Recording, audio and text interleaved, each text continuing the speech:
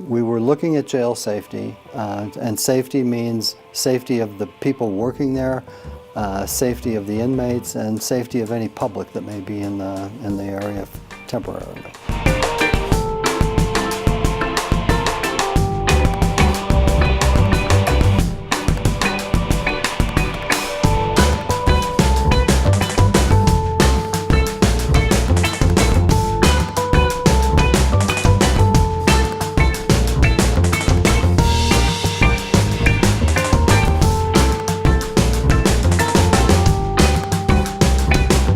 So ultimately we found that the Sheriff's Department is not following leading practices, and in some instances it's not following its own policies and procedures.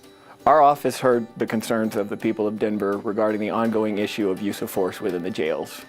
We recently completed an audit of jail safety at the Denver jails. There had been done, I would say in 2014, 2015, a pretty comprehensive look at the jail system in Denver. We have followed up on pieces of it, and in our follow-up, the whole issue of jail safety really got our attention, and that's why we embarked on another audit of the jail system. What we found was that the jail really needs a more systematic process to identify risk, to implement strategies to mitigate those kinds of risks.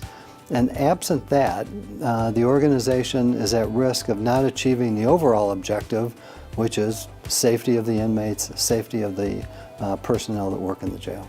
There was a key finding that had to do with the safety around high-risk inmates. The national standards say that those types of inmates should be handcuffed behind the back.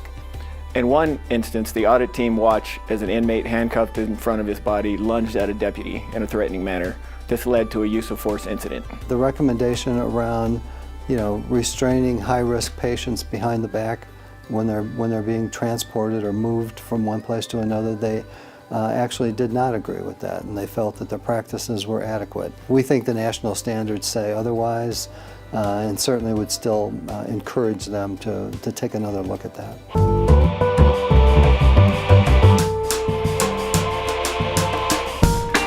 Though the Sheriff Department has received accreditation through the American Correctional Association, we see that as an initial first step.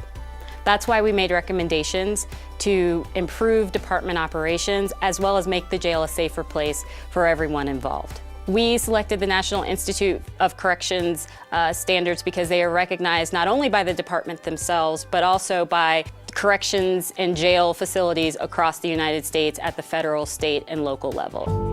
Having a systematic way to go about assessing risk and how to implement strategies to mitigate those risks are important, because on average there are 5 incidents a day where sheriffs having an incident with an inmate or an inmate having an incident with another inmate. That gives rise to the need to have a safe environment for everyone.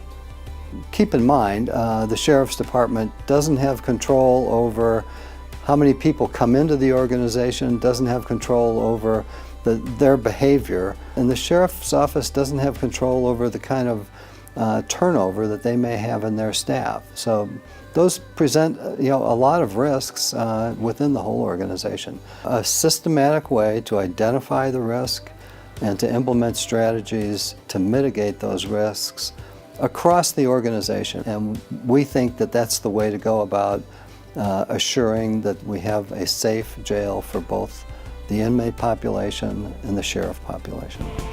Well, that's it for this episode of Ask the Auditor. And if you have a question you'd like to ask the auditor, you can submit it to auditor@denvergov.org. And maybe next episode of Ask the Auditor will answer your question.